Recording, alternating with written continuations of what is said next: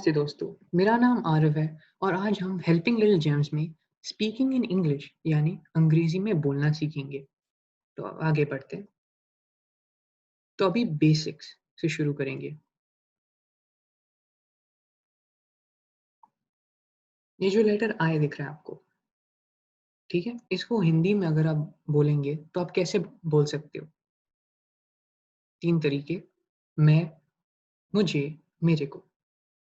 तो अगर आपसे कोई पूछेगा कि किसको क्रिकेट खेलना है या ऐसे कोई पूछ लेते हैं, तो बोलोगे मैं या मुझे क्रिकेट खेलना है या मेरे को क्रिकेट खेलना है। वैसे ही अगर कोई पूछेगा किसको सोना है? मुझे सोना है, मेरे को सोना है, मैं सोना चाहता हूँ। और एक और उदाहरण, किसको पानी चाहिए? मुझे पानी चाहिए, मेरे को पानी चाहिए, मैं पानी पीना चाहता हूँ। तो ये जो लेटर आई के सिवाय जो ये एग्ज़ाम्पल में दिया गया है, एक एक शब्द जो 3 बार यहाँ लिखा गया है, वो है वांट। वांट यानी चाहना। अगर आप कुछ चाहते हो, आई वांट माय फ़ोन मतलब मैं अपना आई वांट माय फ़ोन मुझे अपना फ़ोन चाहिए। आई वांट वाटर मुझे पानी चाहिए। तो ऐसे बोला जाता है। अभी आगे बढ़ते हैं। लेटर ए जो है, if you see in sentences A is used to represent a single item. अभी आपने अगर ये ध्यान से सुना, तो ये सुनो वापस।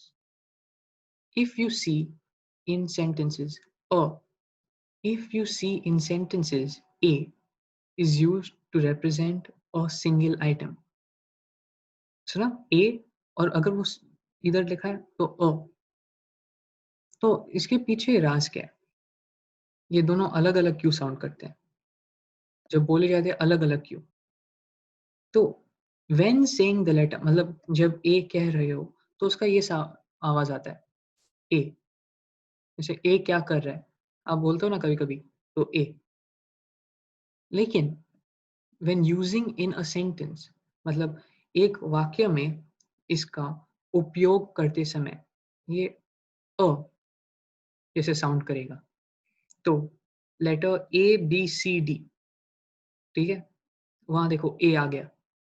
लेकिन दिस इज़ अ पेन मतलब ये एक पेन है। तो ये जो है ना, ये मतलब एक होता है। अगर आपके पास एक चीज़ है, तो ये और फिर वो चीज़ आता है। तो आई हैव अ फ़ोन। अगर आपके पास ज़्यादा फ़ोन्स होते तो आप बोलते आई हैव मेनी फ़ोन्स। तो आई हम लोग को पता चल गया मतलब मैं, मुझे, मेरे को। तो आई हैव मेनी फ़ोन्स। मेरे पास बहुत सारे फ़ोन्स हैं। तो फ़ोन्स बहुत सारे हैं, तो यहाँ पर नहीं आया।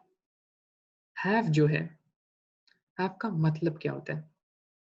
अगर आपके पास कुछ चीज़ होती है, तो उसको कहते हैं आई हैव इट। मतलब अगर आपको कोई पूछेगा क्या आपके पास टोपी है? हाँ, मेरे पास टोपी है। तो ये हैव का मतलब अगर आपके पास कुछ होता है। आगे बढ़ते हैं। यू। अब ये जो यू होता है, इसे 3 अ, ये जो यू होता है, इसे हिंदी में कैसे बोल सकते हैं? तुम, तुझे, आप, आपको। तो याद रखना कि जभी भी ये सुने आप यू, तो याद रखना जभी भी आप ये यू सुनोगे मतलब आप, मतलब कोई आप पे ऐसे उँगली ला के बोल रहे तुम या आपको, तो वो उँगली हमेशा याद रखना यू। आगे बढ़ते हैं। Few words we are going to use today.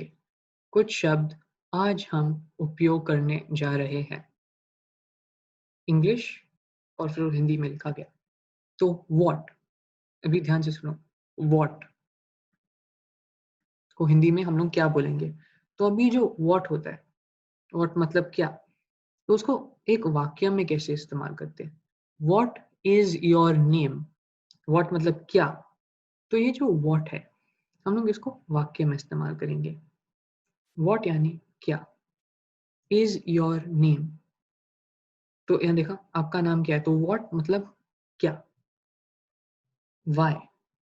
Why मतलब क्यों, तो ये क्यों कर रहे हो, why are you doing this.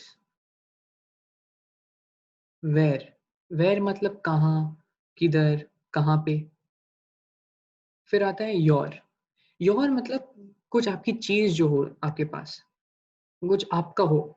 तो दिस इज योर पेन मतलब ये आपका पेन है, दिस इज योर मोबाइल ये आपका मोबाइल है, दिस इज योर पेपर मतलब ये आपका पेपर है। नेम यानी नाम। इंग्लिश और हिंदी के कुछ और उदाहरण, इज मतलब है, तो what is your name, what मतलब क्या, इज मतलब है, व्हाट इज। फिर योर मैंने बोला जो आपका, आपका नाम, नेम, नाम नेम, समझ गए। तो what is your name Hindi में आपका नाम क्या है। हाउ, हाउ मतलब कैसे, how are you doing this, आप ये कैसे कर रहे हो। Live, live. अब ये देखो, जैसे वो ए और अ साउंड थे, ये लाइव और लिव दोनों साउंड निकाल सकते हैं इस पे, लेकिन ये कब इस्तेमाल होता है, उसके उसमें अंतर क्या है। तो ये देखो, I live in my house मतलब मैं अपने घर में रहता हूँ। क्रिकेट का लाइव टेलीकास्ट हो रहा है मतलब वो लाइव टेलीकास्ट, तो वहां पर आ जाए लाइव। लेकिन लिव मतलब रहना या जीना। ये पावर पॉइंट में हम लोग रहने की बात करेंगे, तो इधर लिव का मतलब रहना। आगे बढ़ते हैं। आर, आर का भी मतलब क्या होता है, और कर रहे हो वो भी होता है, या कर रहे हैं। तो व्हाट आर यू डूइंग, ठीक है। व्हाट मतलब इधर आता है, व्हाट मतलब क्या, आर यू मतलब कर रहे हो, यू डूइंग। तो अगर हिंदी में बोले आप क्या कर रहे हो, तो इंग्लिश में व्हाट आर यू डूइंग। लेकिन अगर वो व्हाट को निकाला जाए, तो आर यू डूइंग दिस मतलब क्या आप कर रहे हो, वो भी वहां पर मीनिंग आ जाता है। तो व्हाट और क्या, आप समझ गए। आर, क्या, ये आर जो होता है ना, ये हम लोग व्हाट के साथ लिख देते हैं, उसका मतलब थोड़ी ऐसे नहीं होएगा कि क्या क्या। ये सिर्फ एक टाइम क्या होएगा, जब व्हाट होएगा तब ये आर का मतलब, ये आर आप लेटर आर से बोल सकते हो, तो आर का मतलब कर रहे हैं, कर रहे हो, ऐसे होएगा। लेकिन जब ये अलग होएगा, तो इसका मतलब क्या भी हो सकता है और कर रहे हो भी हो सकता है, या दोनों हो सकते हैं। फादर यानी पिता, और मदर यानी माँ। तो अभी समझ लेते हैं कि हम दोनों एक दूसरे को पहली बार मिल रहे हैं, या पहले भी मिले हुए हैं, लेकिन इस टाइम परिचय दे रहे हैं। तो अगर मैं अपना थोड़ा इंट्रोडक्शन दूँ, यानी थोड़ी जानकारी दूँ अपने बारे में, तो मैं कैसे करूँगा? लेकिन अभी हम लोग समझ लेते हैं कि आप एक छोटे से बच्चे हो, आप किडनैप हो गए।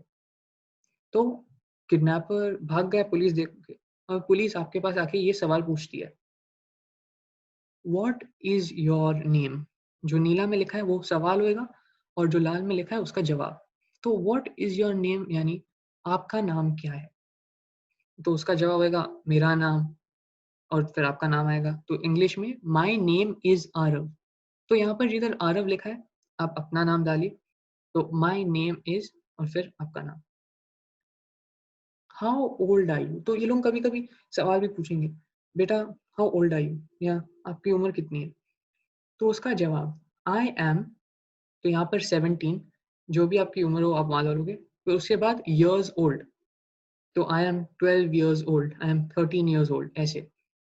आगे बढ़ते हैं। पूछेंगे आप कहाँ रहते हो? तो वेयर डू यू लिव? उसका जवाब होएगा आई लिव इन। अब याद है लाइव और लिव जो मैंने आपको बोला था, तो आई लिव इन मुंबई। तो समझ लेते कि अगर मैं गुजरात में रह रहा हूँ, तो आई लिव इन गुजरात, या जिधर भी आप रह रहे हो, आप अपना देश का नाम वहाँ डाल सकते हो। I live in India, I live in Maharashtra, I live in Pune, ऐसे कुछ भी डाल सकते हो। तो आगे बढ़ते हैं। अब ये 2 सवाल, what is your father's name? What is your mother's name? तो हमेशा लोग पूछते हैं कि आपके पिता का नाम क्या है, आपकी माँ का नाम क्या है? तो उसका जवाब कैसे देने का अंग्रेज़ी में। माय फादर्स नेम इज़ फिर आप अपने पिताजी का नाम डालो वहाँ पर। माय मदर्स नेम इज़ फिर आप अपनी माँ का वहाँ नाम डालो।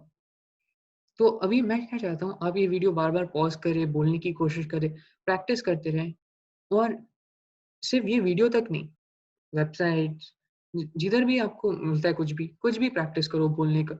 या एक मिरर के पास जाओ या शीशे के पास जाओ, उधर उसके साथ बात करो।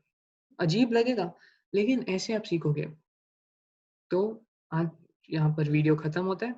Thank you so much for watching और उम्मीद है हम जल्द मिलेंगे।